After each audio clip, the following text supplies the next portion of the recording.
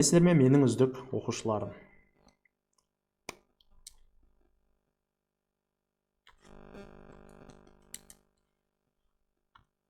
Бір.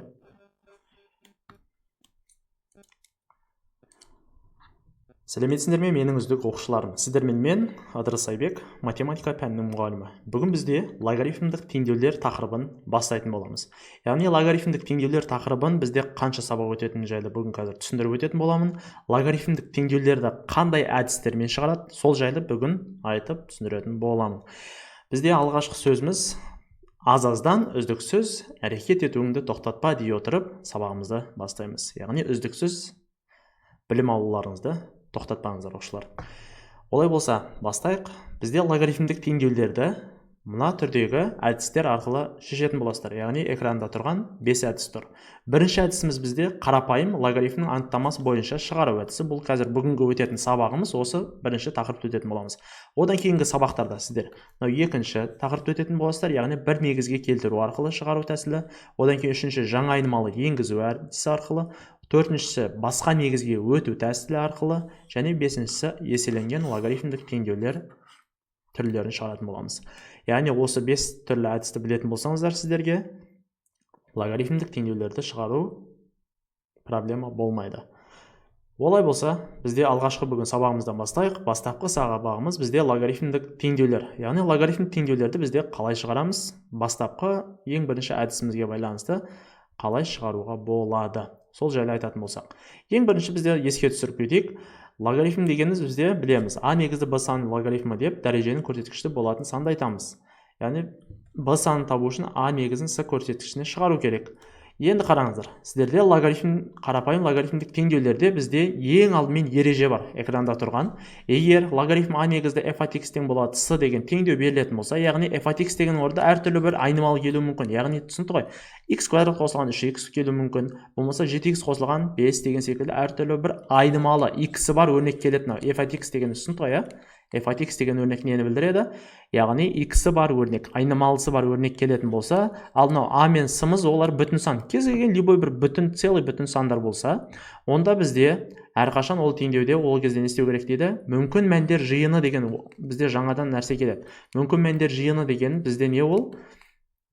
Яғни x-тің қабылдайтын мәндері. X-тің орнына қандай сандарды қоюға болады?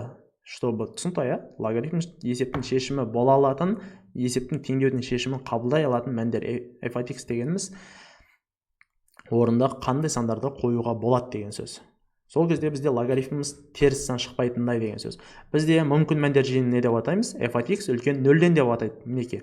Яғни демек мен есептіні шығару барысында міндетті түрде не алуым керек? Мүмкін мәндер жиынын алуым керек. ММЖ деген сөз, ММЖ дегеніміз мүмкін мәндер жиыны. f от x-імізді үлкен 0-ден деп міндетті түрде шарт алып кетуіміз керек.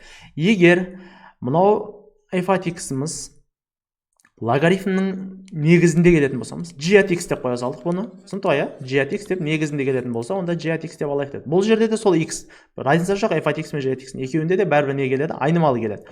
Егер негізінде тұратын болса, айнымалымыз, онда g от x-ті үлкен 0-ден және g от x-іміз тең емес 1-ге деп аламыз. Өйткені бізде негізі әрқашан қандай сан болу керек? Логарифм негізі үлкен 0-ден және 1-ге тең болмау керек. Ал егер логарифмдеп жатқан санның орнына келетін болса, ол жай ғана тек қана не деп алам? Мен үлкен 0-ден деп алам. Ал негізінде келетін болса, онда үлкен 0-ден және тең емес 1-ге деп алатын. Түсінді ғой, логарифм қасиеті бойынша бізде алдын сабақта мен айтқанбыз. Мінекей, логарифмделіп жатқан санымыз b-мыз әрқашан 0-ден үлкен болу керек. Ал егер a-мыз қандай болу керек? a-мыз үлкен 0-ден немесе тең емес 1-ге болу керек дегеніміз. Негізі 0-ден үлкен болу керек, тең емес 1-ге. Ал b-мыз 0-ден үлкен болу керек әрқашан. Шарт қой. Осы шартты бізден істеу керек, қанағаттандыру керек. Сондықтан айтып жатыр. Яғни негізінде x тұратын болса, онда үлкен 0-ден тең емес 1-ге деп алам. Ал жай ғана логарифмделіп жатқан санның орнында x болатын болса, онда үлкен 0-ден деп кетемін. Түсінді ме? Қазір есептер шығаратын боламын, сол кезде сіздерде анығырақ түсінікті болады деп ойлаймын. Келесі, негізінде де және логарифмделіп жатқан жерінде де айнымалы келетін болса, теңдеуде, яғни айнымалы келетін болса, онда бізде әрқайсысын жеке-жеке не істеп аламын? Үлкен 0-ден деп аламын және g от x-іміз тең емес 1-ге деп аламыз.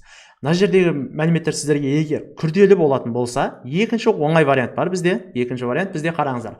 Логарифмдік теңдеулерді мүмкін мәндер жиынын қолданбай шығаруға болады деп отырық. түсінікті ғой? Яғни бастапқы мыналардың бәрін не істеудің қажеті жоқ, қолданудың қажеті жоқ деп отырмық бізде. Мыналардың түкке де бізде қажеті жоқ. Егер қолданбай шығаруға болады, мыналарды мен айтқан нәрселерді егер түсінбейтін болсаңыздар, ол үшін мінекей шығаруға болады. Ол үшін не істеу керек бізде? Бірақ деп отыр. Ол кезде тапқан түбірлерді бастапқы теңдеуге қойып тексеру шарт деп отыр. Түсінікті ғой? Мынаны ескеру керек. Бастапқы түбірлерді, тапқан түбірлерді теңдеуге қойып тексеру шарт.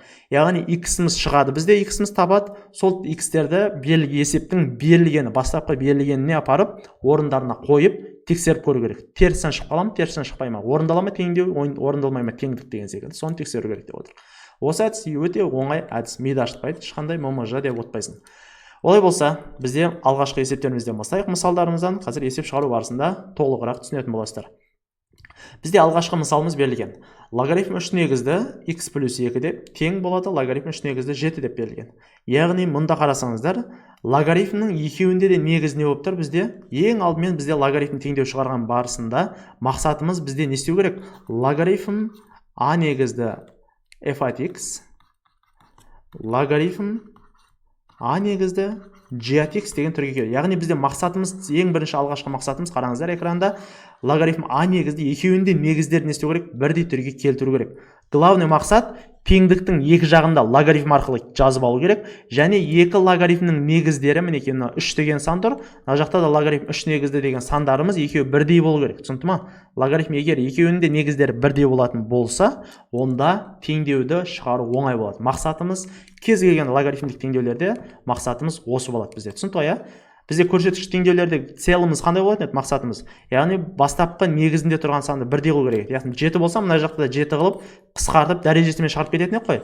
Тура сол секілді бұл жақтан не істеу керек? Негіздері міне 3, мынау 3, яғни 5, 5, 4, 4 деген негізінде тұрған мына кішкентай сандарды бірдей қылу керек. Ол қалай бірдей? Мына жерде қарасаңыздар, есепте бірдей болып тұр. Екеуінде де екі жақта да логарифм тұр, және негіздері бірдей болып тұр. Осындай жағдайда бізде не істейміз? Логарифмдерді жойып жібереміз. Түсінікті ма? Қысқарып кетеді бізде. Логарифм қасиеті бойынша осында екі жағында да 3 логарифм 3 болғандықтан логарифмнің үштері не істейді? Екеуі жойылып кетеді. Сонда бізде мұнда қалады тек қана жай ғана x қосу 2 қалады. Ал теңдіктің оң жағында бізде 7 деген санның өзі қалады екен. Сонда осы жерден x табатын болсам, мына плюс 2 теңдіктің оң жағына өтеді. Ол 7-тен 2 минус болып өтетін болса, азайтсақ, x-тен 5 деген жауап қалады. Есептің шешімі бізде шықты. Демек, x-тің қабылдайтын мәні нешеге тең болады бізде? 5 деген санға тең болады. Және бізде жаңа айтқан болатын ММЖ, ММЖ-ны бізде тексермейміз дейтін болсақ, ММЖ-ны тексермейтін болсақ, онда не істеу керек? Мынау 5 деген санды бастапқы берілген, мынау есептің берілгенде x-ның орнына қойып көру керек. Түсінікті ма? X-ның орнына қойып көрген кезде мына жерден шығатын сан әрқашан не болу керек? Оң сан болу керек. Оң сан плюс сан шығатын болса, оң таңбалы сан шығатын болса, онда ол жауапқа жата береді. Ал теріс санға тең болып қалды ма, онда автомат ол жауапқа жатпайды. Түсінікті ма? Ол жауапқа жатпаса, сәйкесінше есептің шешімі жоқ деп аламыз. 5 апарып x-ның орнына қоятын болсақ, 5-ке 2-ні қоссаңыздар сіздер неше болады? Плюс 7 деген сан. Яғни оң таңбалы сан шықты, демек 5 деген түбірге кіреді жауапқа. Түсінікті ме? Есеп шықты. Келесі мысалымыз. Логарифм 0,5 негізді, мына жақта да логарифм 0,5 негіз. Теңдіктің екі жағында да негіздері бірдей болып отыр. Демек мен логарифмдерді не істеймін? Әрине қысқартып жіберемін, жойып жіберемін. Сонда теңдіктің сол жағында не қалады бізде? 3 азайтылған 4x тең болады. Теңдіктің оң жағында бізде 19 деген сан қалады екен. Түсінді ме? Сонда мұндағы бізде минус 4x-іміз тұра берсін теңдіктің сол жағында.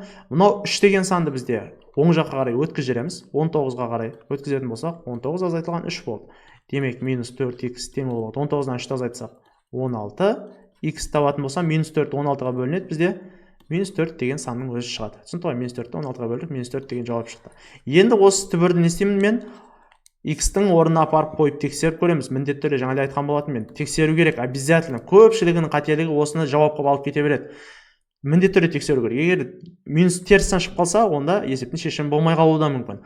Минус 4-ті барып x-тің орнына қоятын болсам, 3 көбейтілген минус 4, минус 4. Мына жерде қараңыздар, x-тің орнына минус 4-ті қойдым. Минус 4-ке минус 4 алдында тұрған 4-ті көбейтетін болсақ, екеуі плюс 16, 3-ке қосылып кетіп, плюс 19 деген сан шықты. Яғни бізде оң таңбалы сан шықты, демек есептің шешіміне жатады. Түсінді ғой? Минус 4-ті барып минус 4-ке көбейтсеңіздер, x-тің орнына қойып, плюс сан шықты. Келесі үшінші мысал. Мына жақта уже бізде есептеріміз басқаша. Жаңағыдай бастапқы есептерімізде екі жағында да не тұрды бізде? Логарифм тұрды. Демек бұл жақта бір жағында логарифм, ал екінші жағында бүтін сан тұр. Ондай келетін болса, онда бізде басқа амалға көшеміз. Мынау екінші жағында тұрған санды мен не істеуім керек? 3-ті логарифм арқылы жазуым керек болады. Теңдіктің сол жағында логарифм тұр, ал оң жағында логарифм болмағандықтан, демек мына 3 деген санды мен логарифм арқылы жазуым керек. Еще логарифмнің негізі бізде 4 деген санға тең болу керек, өйткені екеуі қысқарып кету үшін. Түсінді ма? Менде мақсатым не қазір? Логарифмнен құтылу. Мына бастапқы тұрған логарифмнен құтылу. Ол үшін мен былай істейміз. Қараңыздар. Логарифм деп жазамын. 4 негізді x-тан көшіріп жазып алдық. Енді мынау 3 деген санды мен қалайша логарифм арқылы жазуға болады? Мен ол үшін логарифм 4 негізін қолданам. Мына теңдіктің сол жағында тұрған логарифмді қолданам. Көшіріп жазам. Логарифм 4 негізді деймін да, және 4 деп жазып қоямын. Түсінді ма? 4 негізді 4 болған кезде бізде бұл не істейді? Логарифм бәрібір 1 деген санға тең. Яғни логарифм негізімен логарифмде жатқан сан әрқашан бізде ережесі бойынша айтып ек қой. Екеуі 1 сан болатын болса, онда ол әрқашан нешеге тең болады? 1 деген санға тең болады. Демек мынау қазір жоқ деген сөз болып тұр ғой. 1 деген санға тең болып тұр. Яғни мынаның 4-не қарап жаз. Енді бізде мына 3 деген сан шығу үшін 4-тің дәрежесіне барамын да 3-ті жазып қоя саламыз. Түсінді ма? Мына 3 деген санды мына жаққа жазып қоя салдым. Мына 4 деген қайдан келді? Мына жақтағы логарифм бойынша келді. Себебі не үшін? Мынау қазір бізде бәрібір мынау жойылып кетеді. Қысқарып кетіп не қалады? Дәрежесіндегі 3 деген сан қалады логарифм қасиеті бойынша. Бәрібір 3 деген санды беріп тұр. Просто мен не істедім мына жерде? Логарифм арқылы жаздым. Екі жағында не істеу үшін? Логарифмнен құтылу үшін. Сонда осы жерде бізде мынаны қараңыздар, қазір логарифмдер жойылады. Логарифм 4 негізді, логарифм 4 негіз жойылды. Теңдіктің сол жағында бізде x деген мән қалады, айнымалымыз қалады. Ал теңдіктің оң жағынан логарифм жойылып кетті, не қалады? 4-тің әрине бізде 3 дәрежесі қалады. Түсінді ма? Сонда x тең болады. 4-тің 3 дәрежесі бізде нешеге тең? 4-тің 3 дәрежесі 64 деген санды береді. Демек x-тің орнына апарып қойсаңыздар болады, тексеріп сіздер. X-тің орнына апарып 64 қоятын болсақ, бізде оң сан шығады. Яғни 64 деген оң сан болып тұр. Ол есептің шешіміне жатады. 64 қойып көріңіздер, 3 шыға ма, шықпай ма, теңдігі орындала ма, орындалмай ма деген секілді. Есеп аяқталды. Келесі мысал, түсінбей қалған болсаңыз, тағы да түсіндірем. Логарифм 5 негізді x деп берілген бастапқы. Демек, мынау 3 деген санды мен тағы да не істеймін? Мынау логарифм 5 негізді арқылы жазып көрем. Логарифм 5 негізді 5 деп жазам. Түсінді ғой? Мынау 1-ге тең. Енді 3 деген санды не істеймін? 5-тің дәрежесіне көшіріп жазып қоя салам. Түсінді ғой? Демек, осы жерде логарифмдерді қысқартатын болсақ, бізде шығады x тең болады. 5-тің 3 дәрежесі нешеге тең бізде? 125-ге тең. Есеп аяқталды. 125-ті бар x орнына қойып тексерсеңіздер болады. Келесі, логарифм 3-тен 1 негізді x деп беріліпті. 3-тен 1 негізінде x тең. Мынау 2 деген санды не істеймін мен? Мынау логарифм 3-тен 1-не қараймын. Логарифмнің 3-тен 1 негізді 3-тен 1 негізді. Тағы да ана жаққа не жазамын мен? 3-тен 1-ді көшіріп жазамын. 3-тен 1 негізді 3-тен 1 деп қоямын. Бәрібір екеуі қысқарып кетіп, нешеге тең? 1-ді береді. Енді осының дәрежесіне нешені қоямын мен? 2 деген санды апарып қоямын. Дәрежесіне 2-ні қоямын. Түсінді ма? Яғни 3-тен 1 жойылып кетеді. Бәрібір не шығады бізде? 2 шығады. Не үшін 3-тен 1 қылып жаздым? Өйткені мына 2 логарифмді қазір мен не істеу үшін? Қысқартып, жойып жіберу үшін. Сонда x тең қалады жауап. 3-тен 1-дің мына жақта не қалды? Мына жақта тек қана жойылып кеткен соң орында x қана қалды. Мына жақта 3-тен 1-дің квадраты деген сан қалды. Теңдіктің оң жағында 3-тен 1-дің квадраты. Ой. Сонда x-іміз шығады жауап бізде. 3-тен 1-дің квадраты әрине 1/9 деген санға тең болады екен. Келесі мысалымыз. Логарифм 3 негізді x азайтылған 1 тең болады 2-ге деп беріліпті. 2 есеп берілген мұнда. Бірінші, логарифм сол бастапқы әдіс бойынша x азайтылған 1 тең болады. Мұнау 2 деген санды мен не істеймін? Әрине логарифм 3 негізді арқылы жазуым керек. Сондықтан мен былай істеймін. Логарифм 3 негізді 3 деп қоям. Мынау 2 деген санды барамда дәрежесіне қоя саламыз. Түсінді ғой? Сонда логарифм 3 негізлер мұнда қысқарады. Бізде қалады есептің шешімі x - 1 тең болады. 3-тің мына жақта квадраты бізде нешеге тең? 9-ға тең. Түсінді ғой? 3-тің квадраты 9. Осы жерден x - 1 қалған, осыны көшіріп жаздым. X табатын болсақ, бізде -1 теңдіктің оң жағына өту арқылы +10 деген сан болады. Мынау 10 деген санды апарып не істейміз? X-тің орнына қойып көрем. X-тің орнына апарып қоятын болсам, 10-нан 1-ді азайтсақ, бізде қандай сан шығады? Оң сан шығады. Оң сан шықты деген сөз плюс сан шықса, онда ол есептің шешімі бола алады. Яғни MMJ деген мән өтті, шығарылды деген сөз. Түсінікті, ММЖ тексерілді. Мүмкін мәндер жиынына жататындығына тексерілді. Яғни теріс сан шыққан жоқ.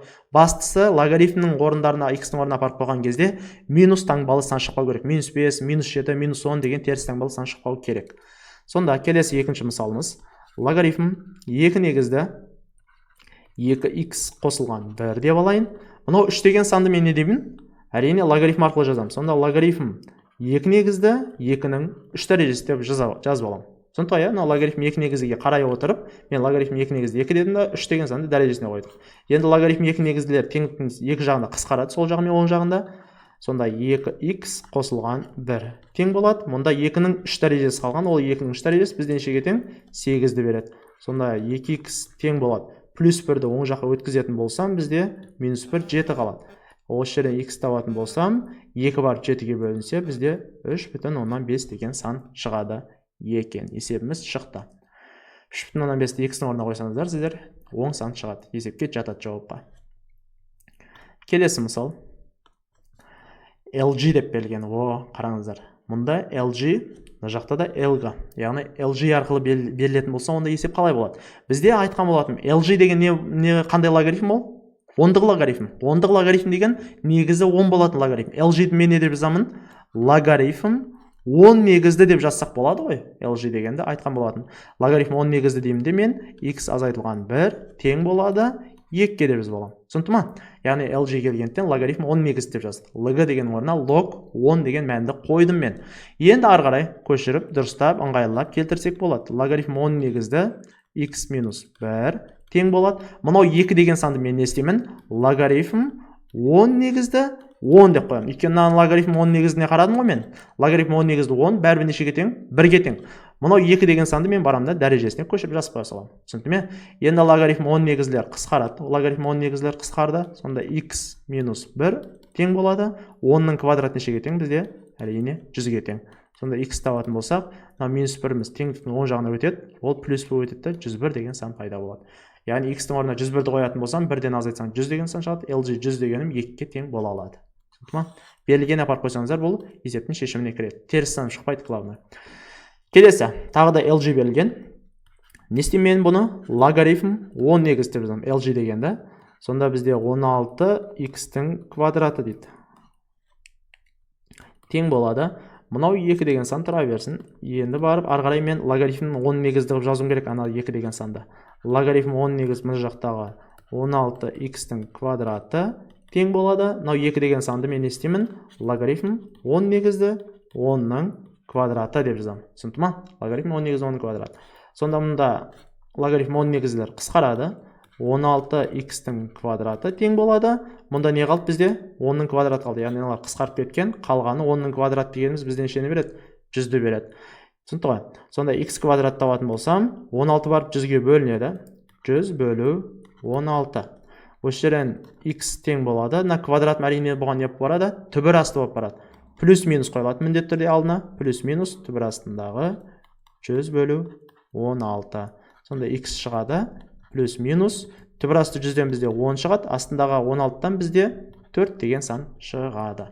Бұны ары қарай сіздер қысқартатын болсаңыздар, плюс минус бізде 5 бөлу 2 деп жазсақ болады. Екеуін де 2-ге қысқартып жібердім. 10 мен 4 2-ге қысқартып жіберсең, 5 бөлу 2 деген санды береді. Яғни есептің шешімі бізде неше шықты? 5 бөлінген 2 деген сан шықты. Түсінікті ғой? Осы санды міндетті түрде бізде апарып не істейміз? X-тің орнына қойып көремін. X-тің орнына апарып плюс минус 5 бөлу 2-ні қоятын болсаңыздар, квадрат тұрғандықтан ол әрқашан не санды береді? Квадрат плюс санды береді. Кез келген санды квадраттасаңыздар, оң санға айналады. Яғни минусы да, плюсы де бізде не істейді? Есептің шешіміне жатады. Келесі. 6-шы мысалда қараңыздар. Логарифм 5-тен 1 негізді, мына жақта логарифм 5-тен 1 негізді. Екеуінде негіздері бірдей болып тұр бізде. Демек, не істейміз? Логарифмдер бірден жойылып кетеді автомат. Сонда бізде есеп қалады. X минус 1 тең болады. 2x азайтылған 3 қалады. Осы жерден x табатын болсақ, x-тар бір жаққа өткізем. Яғни 2x-ті өткізім, ал мына жақтан минус 3. Мына минус 1 деген сан теңдіктің оң жағына қарай өтетін болса, плюс 1 өтті. Түсінікті ғой? 2x мына жаққа өтті, 1 деген мына жаққа қарай өтті. Таңбаларын өзгертті. Сонда x табатын болсақ, минус x тең болады, минус 2-ге, x тең болады, плюс 2. Яғни минус таңба барып, минус 2-ге бөлу арқылы плюс 2 деген сан пайда болды. x тең 2 деген жауап кірді. Енді осы 2 деген жауап есептің шешіміне кіре ма, кірмей ма? Соны тексеріп көру керек. Екіні барамыз не істейміз? Мына екеуіне де апарып тексеріп көремін. Түсінікті ма? X-тердің орнына апарып қоямын. Плюстан шыға ма, шықпай ма? Мына x-ның орнына барып 2-ні қойсаң, 2-ден 1-ді азайтсаң, плюстан шығады. Плюс 1 деген сан. Мына 2-ні барып x-ның орнына қойсаң, 2 мен 2-ні көбейтсең 4, 3-ді азайтсаң 1. Плюстан шықты. Демек, есептің шешіміне кіреді. Түсінікті ғой? Келесі мысал. LG берілген, мына жерде қарасаңызда. Екеуі де L-ге болған кезде не істесе жіберсек болады бізде? Қысқартып жіберсек болады. Екеуі де 10-дық логарифм ғой өйткені. Сонда бізде қысқартып жіберсек қалады. X квадрат азайтылған 14 тең болады 5x-ға. Түсінікті ме? Сонда осы жерден 5x-ті теңдіктің сол жағына өткізетін болсам, минус 5x болып кетеді. Азайтылған 14 тең болатын өл. Яғни мына 2x квадрат пен 14-ның арасына қыстырып жібердім мен 5x-ті сол жағына өткізу арқылы. Түсінікті, арасын жаздым. Өйткені бізден қазір дискриминант квадрат теңдеуді берді. Енді квадрат теңдеудің бірден түбірлерін тапсақ болады. Виет теоремасымен. Виет теоремасы не дейді бізде? Қандай сандарды көбейтсең минус 14-ті береді, қоссаң плюс 5-ті береді. Яғни минус 5-ке қарама-қарсы плюс 5 шығу керек. Қандай сандарды көбейтсек минус 14, қоссаң плюс 5-ті береді. Ол деген сандар бізде x1 мен x2. Сіздер дискриминантпен шығарсаңыздар болады. Егер виет деген теореманы түсінбейтін болсаңыздар, шығара алмайтын болсаңыздар, онда дискриминантпен асықпай формуласына салу арқылы шығарсаңыздар болады. Мен ойлап көремін мына сандарды. Минус 2 және 7 деген сандарды көбейтсек, минус 2 мен 7-ні көбейтсек нені береді бізде? Минус 14-ті береді. 14-ның алдына минус таңбасымен минус 14-ті беру керек. Ал минус 2 мен осы 7 деген сандарды қосқан кезде, мынау 5x-ке қарама-қарсы, минус 5-ке қарама-қарсы плюс 5-ті беру керек. Плюс 5-ті береді, минус 2 мен 7-ні қоссаң, плюс 5 болады. Демек, есептің шешімі түбірлері не болып тұр бізде? Минус 2 және 7 деген сандар болып тұр. Түсінікті ғой да? Осы түбірлері шығады. Енді бұл бізде не істеу керек? Обязательно мүмкін мәндер жиыны деген бар. ММЖ деген. ММЖ дегеніміз ол не еді? Жаңағыдай түбірден шыққан сандарды берілгеніне апарып қойып тексеру қажет. Берілгеніне апарып қойып тексеріп көрейік ал. Бірінші минус 2-ні апарып қоятын болсақ, x квадраттың орнына, ол минус 2-ні қойғанмен бәрібір не істейді ол? Минус 2-ні қоятын болсақ, минус 2-ні квадрат бізде плюс 4-ті береді. Плюс 4-тен 14, минус 14 деп тұр. Міне, плюс 4-тен 14-ті азайтатын болсаңыздар, сіздер неше шығады?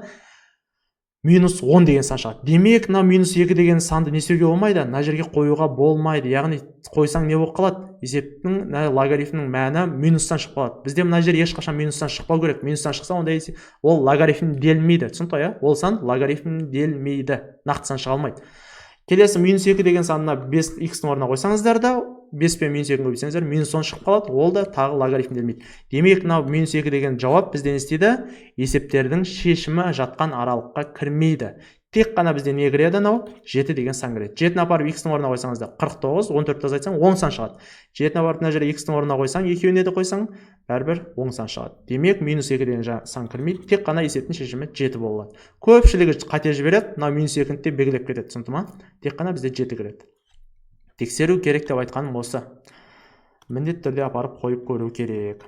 Кейбіреулерде сұрақ туады келгенде, мынау логарифміміз теріс санға тең болып тұр ғой дейді. Есептің шешімі болмай ма дейді. Бұл теріс санға тең болса ештеңе болмайды. Главное тексерген кезде болу керек. Түсінікті ма? Кейбіреулер ойлайды, мына минус санға тең болып тұр, шешім болмайды деп. Логарифмде теріс сан шығады, бірақ просто мынау қойылған мына жерде тұрған сандарды ешқашан минустан болмау керек. Ал мәні шыға алады теріс сан. Енді осы жерде бізде кәдімгі логарифм қасиеті арқылы шығарып кете береміз. Логарифм 0,25 негізді 2x азайтылған 1 тең болады. Мына минус 1 деген санды мен не істеймін? Мына логарифм 0,25-ке қарау арқылы жазамыз. Логарифм 0,25 негізді. Мына жақтан 0,25-тің, яғни мына негізіне қарау арқылы бізден істедік, логарифм құрдық. Енді 0,25 негізді 0,25-тің неше дәрежесі болады бізде? Әрине минус 1 дәрежесі деп жазамын. Түсінікті ғой? Минус 1 істедік, дәрежесіне қоя салдық. Бәрібір мыналар қазір қысқарып кетеді да, минус 1 деген сан қалатын болғандықтан. Енді осы жерден логарифмдер қысқарады, жойылады. Сонда бізде қалады 2x азайтылған 1 тең болады. 0,25-тің минус 1 дәрежесі деп отыр мұнда. 0,25-ті бізде бөлшек түрінде жазатын болсаңыздар, сіздер 4-тен 1 деген санды аласыздар. 4-тен 1-дің не болады сонда? Бізде минус 1 дәрежесі. Түсінікті ма? Міндетті түрде жай бөлшекке айналдырып алу керек. Сонда 2x минус 1 тең болады. 4-тен 1-дің минус 1 дәрежесі дегеніміз ол 4-тің алым мен бөлімдерін ауыстыратын. Минус 1-ден құтылатын болсақ, минус таңбадан құтылатын болсақ, дәрежесіндегі 4 пен 1-дің орындары ауысады. Яғни 4 бөлшектің бөлімінде тұрған 4 жоғары қарай көтерілді. Осы жерден теңдеу шығарамыз. Минус 1-ді өткізсек, бізде плюс 5 болады. X табатын болсақ, 2,5. Яғни 2 барып бөлінді. Есептің шешімі 2,5 болады. Мына x-ің орнына қойып тексерсеңіздер, плюс сан шығады. 2,5 қойшы мына жерге. 2,5-ды 2-ге көбейтсең 5, 1-ді азайтсаң 4 болады. Яғни оң сан шықты. Бастысы. Келесі, логарифм 3 негізі x-4 дейді. Логарифм 3 негізді x-4. Мына -3 деген санды мен не деп жазамын? Логарифм 3 негізді 3-тің -3 дәрежесі. Яғни 3-ті барды дәрежесіне қоя салдық. Оған дейінгі 3-ті мына жерден көрдік, түсінікті ма? Демек логарифм 3 негізділер бізде қысқарады. Қалатыны бізде не қалады? x-4 тең болады 3-тің -3 дәрежесі деп тұрық. 3-тің -3 дәрежесі дегеніміз 1 бөлінген 27-ні береді бізде, түсінікті ма? 3-тің кубы 27 ғой, минус дәреже болғандықтан бөлшектің бөліміне түсіп кетті. Сонда x тең болады 1 бөлу 27. -4-ті оң жаққа қарай плюс қылып өткізетін болсақ, плюс 4 болып өтті. Осы жерден ортақ бөлім 27-тен беретін болсам, x шығады екен бізде 27-ден. 27-ні 4-ке көбейтсек бізде 80, 108 болу керек. 108 шығады. 108-ге 1-ді қоссақ, 109 деген санды аламыз. Бөлшекті қостық, бізде 109 бөлу 27 деген сан пайда болды. Немесе 4,27-тен 1 десе саныздар болады. Келесі. 8-ші мысал, қараңыздар. Уже 8-ші мысалда бізден істеп тұр, логарифмнің алдында бүтін сан тұр. 2 деген бүтін сан келген екен. Осы 2 деген бүтін санның қалай құтылсақ болады? Бірінші бізде логарифм деп, мына жақты логарифм деп жазбас бұрын, мынау 2-ден құтылып алу керек, түсінікті ма? Бұл 2-ні бізде 2 амал бар, 2 жолы бар. Бірінші жолы мынау 2-ні не істеуге болады? Мынаның дәрежесіне жіберіп жіберуге болады. Мына жақшаның дәрежесіне жіберіп жіберуге болады. Екіншіні көбейтіліп тұрған 2-ні теңдіктің оң жағына қарай, наға 1-ге қарай істесек болады, әрине бөліп жіберсек болады. Түсінікті ма? Бөлу арқылы жіберіп жіберсек болады. Екі вариант бар. Мен не істеймін? Осы 2-ні ең ыңғайлы вариант бізде бөліп жіберген ыңғайлы. Түсінікті ма? Көбейтіліп тұрған санды бөлуге өткізіп жібердім. Немесе дәрежесін жіберсеңіздер болады. Өзіміз жағдайға қарап қарайсыздар. Теңдеудің жағдайына қарап, қайсысы оңай, сол жағдаймен кетеміз. Логарифм 9 негізді 7x азайтылған 1 тең болады. 2-ні барып теңдіктің оң жағына көбейтіліп тұрғандықтан бөлінеді. Сонда не болады? Бізде 1 бөлу 2 деген сан пайда болады. Осы жерден енді ары қарай логарифм қасиетін пайдаланып шығарсақ болатын. Логарифм 9 негізді 7x азайту 1 көшіріп жаздық. Мына не істеймін мен? Логарифм арқылы жазуым керек. Сонда логарифм 9 негізді 9-дың не деп жазам? Дәрежесіне 2-ден 1 дәрежесі деп жазам. Түсінікті ме? Сонда логарифм 9 негізімен мына жақта логарифм 9 негізді қысқарады. Қалатына бізде 7x азайту 1 тең болады 9-дың 2-ден 1 дәрежесі. 2-ден 1 дәреже деген нешеге тең бізде? Түбірді береді ғой. Түбірді береді. Бұл 2-ден 1 деген дәреже негіз. Сонда бізде не болады? Түбір астындағы 9. Түбір асты 9-дан бізде шығады қазір. Қандай сан шығады? 3 деген сан. Осы жерден 7x тең болады. -1-ді оң жаққа қарай өткізсек плюс 1 болып өтеді. Ол 4-ті береді. Осы жерден x табатын болсақ, x тең болады 4 бөлу 7 деген сан шығады екен. Есеп шықты, аяқталды. Келесі мысал. 9-ші мысал. Қараңыздар, мына жерде уже логарифм бір қасиетін пайдаланамыз. Логарифм бізде 9 қасиетін өткен болатын.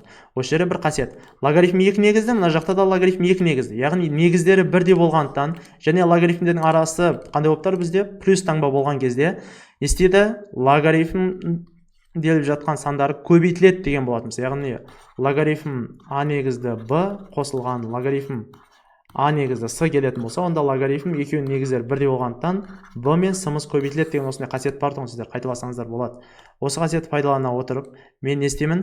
Мына екеуінің логарифмдерінің x-тарын көбейтемін. Яғни екеуінде де 2 негізді болғандықтан 1 2 негізді жазам да көбейтуге жазам. X-ті көбейтеміз неге? Мынау жақшаға. Түсінікті ме? Мынау x пен x екеуін көбейтіндігі жазам. X көбейтілген, x азайтылған 1. Екеуінде де 1 негіз жазылады, 2 деген негіз. Енді мына 1 деген сан не десем болады мен? Логарифм 2 негізді 2-нің 1 дәрежесі деп жазсақ болады. Түсінікті ме? Мына 1-ді дәрежесіне жаздық. Не үшін 2 қылып жаздық? Өйткені мына жақта логарифм 2 негізді болғандықтан. Енді логарифмдер бізде жойылады мұнда. Қалатыны бізде мұнда x көбейтілген жақша ішіндегі x азайтылған 1 тең болады. Мұнда 2-нің 1 дәрежесі бізде 2-нің өзін береді. Жақшаны ашатын болсақ, x пен x көбейтсек x квадрат, x бар -1-ге көбейтсек -x. Мынау 2 деген сан теңдіктің сол жағына өткіземін, сонда -2 болып өтеді, тең болады, бізде қалады 0 деген сан. Мынау енді дискриминант теңдеу қарапайым.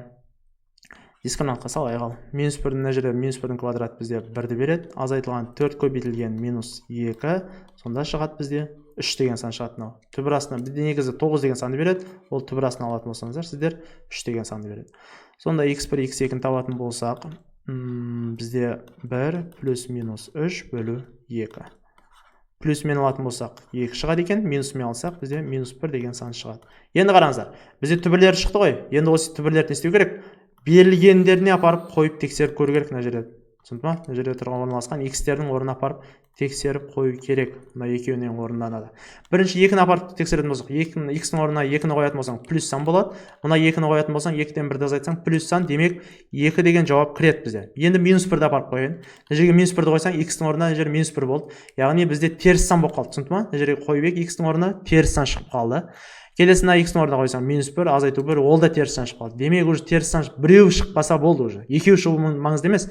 Тек біреу теріс сан болып қалды ма, онда бұл жауапқа жатпайды. Мынау минус 1 деген сан жауапқа жатпайды. Тек қана бізде не кіреді? 2 деген сан ғана жауап бола алады. Ал екеуі де жатпайтын болса, онда не болады? Есептің шешімі жоқ деп аласыздар. Түсінді ма? Тек қана 2 ғана бола алады екен. Минус 1 деген жауапқа кірмейді. Мүмкін мәндер жиынына кірмейді.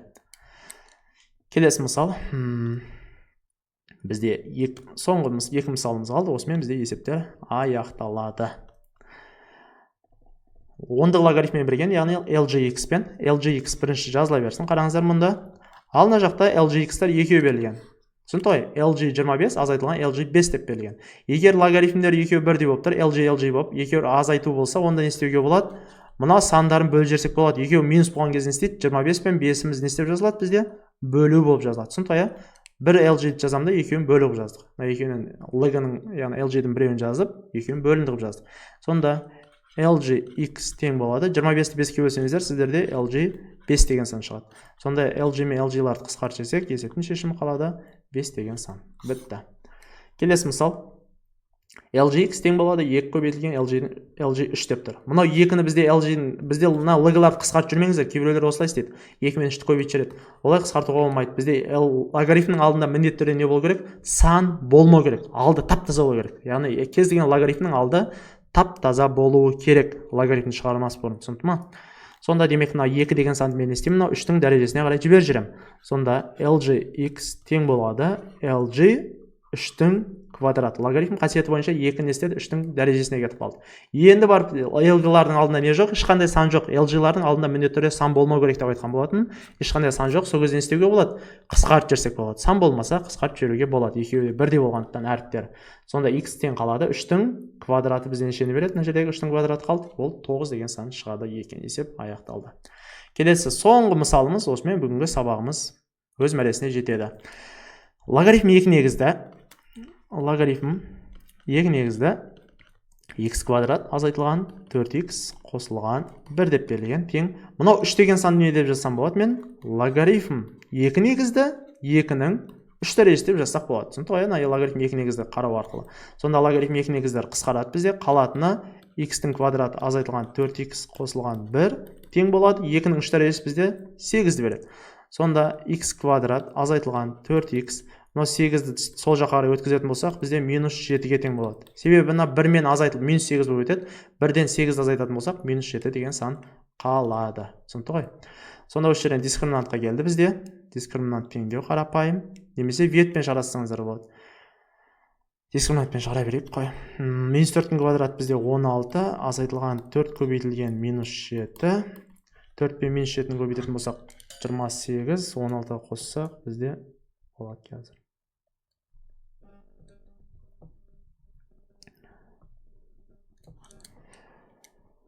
Мына жерде қараңыздар, 4 пен 20 бәрін дұрыс жаздық. 2-нің кубы. Дұрыс. Болды. Қараңыздар, енді 4 пен 27-ні көбейтетін болсақ, бізде нешені береді? 28-ді береді. 28-ге 16-ны қосатын болсақ, бізде мұнда 44 деген сан шығады. Түбір астына алсақ бұны, 44 деген санды мен не деп алсам болады? Қандай сандарын көбейтін істеп жазсақ болады? 4 пен әрине 11 деген сандарын көбейтсін береді ғой. Түбір астында 4 пен 11-дің көбейтін істеп жаздық. Осы жерден 4 деген саннан сыртқа қарай түбірден шығып кетеді. 4-іміз 2 болып шығады сыртқа қарай 4-тен, ал 11-іміз қалып қояды түбір астына шығып. Демек мен түбір асы 44 дегенім 2 түбір астында 11 қылып қазір жазамын. Түсіндің ме? Сонда x1, x2-ні табатын болсақ, демек минус 4 дегеніміз плюс 4 болып жазылады. Бұмыз 2 түбір астындағы 11 астында бөлінген 2. Енді осы жерден бізде былай істесек болады. Алымнан, бөлшектің алымынан екінші жақшаның сыртына шыға жүретін болсақ, 2 плюс минус түбір астындағы 11 деген саны береді. Түсінді ма? Екеуінен де екінші жақшаның сыртына шығарым. 4 пен 2-нің арасынан. Бөлімінде 2 деген сан тұра берсін. Осы жерден мына жердегі 2-лер жойылады, қысқарады. Сонда қалатыны бізде не қалады? 2 плюс минус түбір астындағы 11 деген сан қалады. Есептің жауабы осы болады. Түсінді ме? Демек, енді осының бізде біреуін ала аламыз. Есептің шешімдерін не істейміз? Осыны апарып, мына жерге x-тердің орнына апарып, міндетті түрде не істеймін? Қойып тексеремін. Демек, нені табамын мен? Мүмкін мәндер жиынын табамын. ММЖ деген табамын. Бұны қалай табамын? 2 қосу түбір асты 11-ден көресіздер. Түбір асты 11-ден жуықтап алғанда қанша шығады бізде? 3,1 жобалап 1 деген сан шығуы мүмкін. Түсінді ма? Түбір астынан 3-тен 1, 3,1. 2-ге 3,1-ді қоссаңыздар, сіздер 5-те 1 шығады. Демек, 5-те 1-ді x-тердің орнына апарып, не істейміз біз қазір? Тексеріп қойып көреміз. Түсінді ғой, түбір асты 11 дегеніміз 3,1. Демек, одан 2 жауап шығады бізде. Плюсмен және минусмен алсақ. Плюсмен алсақ бізде 5-те 1 деген сан шығады. Минусмен алсаңыздар, сіздерде минус 1,1 деген сан шығады.